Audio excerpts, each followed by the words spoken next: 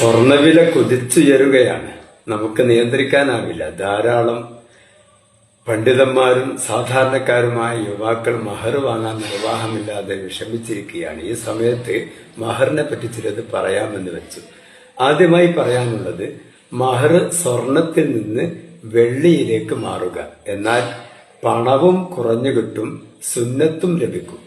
മഹർ സ്വർണം നൽകലല്ല സുന്നത്ത്, വെള്ളി നൽകലാണ് സുന്നത്ത്.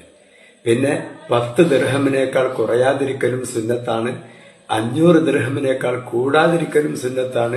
ഈ സുന്നത്തുകളൊക്കെ വെള്ളി മഹറായി കൊടുത്താൽ ലഭിക്കും.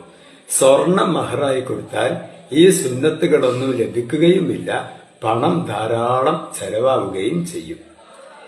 ഒരു ദിർഹം എന്ന് പറഞ്ഞാൽ, നബി സല്ലല്ലാഹു അലൈഹി വസല്ലം തങ്ങളുടെ കാലഘട്ടത്തിലുള്ള ഒരു ദിർഹം എന്ന് പറഞ്ഞാൽ 2 ഗ്രാമും 975 മില്ലിഗ്രാമുമാണ്. അത് ചില പണ്ഡിതന്മാർ 3 ഗ്രാമാണെന്ന് പറഞ്ഞിട്ടുണ്ട്. അങ്ങനെയാണെങ്കിൽ തന്നെ ചുരുങ്ങിയ പക്ഷം 30 ഗ്രാം വെള്ളിയെടുത്ത് നമ്മൾ മഹർ കൊടുത്താൽ ചുരുങ്ങിയ മഹറായി.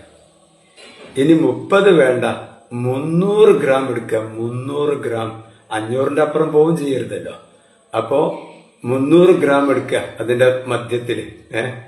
എന്നാല് അതെടുത്താൽ തന്നെ നമുക്ക് 50,000 രൂപന്റെ ഉള്ളിൽ ആ ചെലവ് കഴിഞ്ഞിട്ടും. 50,000 രൂപയുടെ ഉള്ളിൽ 300 ഗ്രാം വെള്ളി ആഭരണം മഹറായി കൊടുക്കാൻ നമുക്ക് സാധിക്കും. ഇതാണ് മഹറിന്റെ കാര്യത്തിൽ പ്രത്യേകം പറയാനുള്ളത്. സ്വർണം കൊടുക്കുന്നതിലൂടെ പണനഷ്ടമുണ്ടാകുന്നു, സുന്നത്ത് നഷ്ടമുണ്ടാകുന്നു. വെള്ളി മഹറായി കൊടുക്കുന്നതിലൂടെ സുന്നത്തുകൾ ലഭിക്കുന്നു, പണം കുറഞ്ഞു കിട്ടുകയും ചെയ്യുന്നു. ഇനി വധുവിന് നൽകുന്ന, കല്യാണ ദിവസം നൽകുന്ന ആഭരണങ്ങൾ വെള്ളി ആഭരണമാക്കാൻ ശ്രമിക്കുക. സ്വർണാഭരണങ്ങളോട് വിട പറയുക. വെള്ളി ആഭരണം നൽകുക.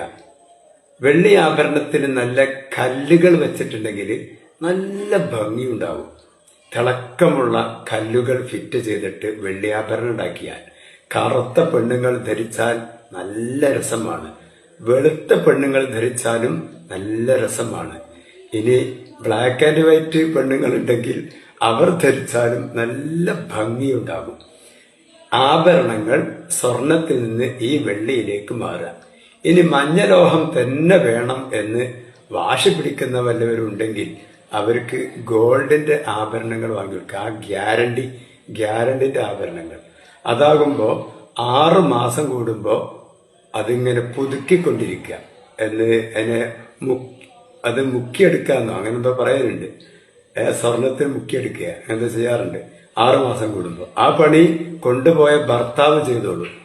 ഇപ്പൊ നമ്മള് മണവാട്ടിയായി ഇറക്കുമ്പോ നല്ല ഗ്യാരണ്ടിന്റെ ആഭരണങ്ങൾ വാങ്ങിക്കൊടുക്കുക. മേലാകെ ഇട്ടെടുത്തോളി, ഒരു കുഴപ്പമില്ല. മാത്രമല്ല, മരണം വരെ ആ പെണ്ണിന് 6 മാസം കൂടുമ്പോ ഇങ്ങനെ നമ്മൾ മാറ്റിക്കൊണ്ടിരുന്നാൽ, ആഭരണങ്ങൾ തന്നെ മാറ്റിക്കൊണ്ടിരുന്നാൽ ഈ സ്വർണം വാങ്ങിക്കൊടുത്ത പൈസ ആ പെണ്ണ് മരിക്കുന്നത് വരെ വരില്ല. അത്രയും ലാഭമാണ്. അപ്പൊ അത് കൊടുത്താൽ മതി. ഇത് ഞാൻ പറയുമ്പോ പിന്നെ സ്വർണത്തിനോടുള്ളൊരു സമരം. ഈ സ്വർണം ആളുകൾ വാങ്ങിക്കൂട്ടിയിട്ടാണ് അതിന്റെ വില ഇത്ര കുതിച്ചുയരുന്നത്. സ്വർണത്തോട് വിട പറഞ്ഞ് വെള്ളി ആഭരണത്തിലേക്കും ഗോൾഡ് ആഭരണത്തിലേക്കും, അതായത് ഗ്യാരണ്ടിന്റെ ആഭരണങ്ങളിലേക്കും മാറുകയാണെങ്കിൽ അതായിരിക്കും ഏറ്റവും നല്ലത്. നിങ്ങൾ പറയും, ഉസ്താദേ വെറും സ്വപ്നം പറയുകയാണ്, അതൊന്നും നടക്കൂല എന്ന്. അങ്ങനെയൊന്നുമില്ല.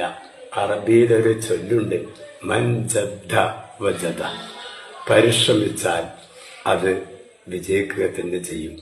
പിന്നെ ഇംഗ്ലീഷിലും പറയാറുണ്ട്, where there is a will there is a way.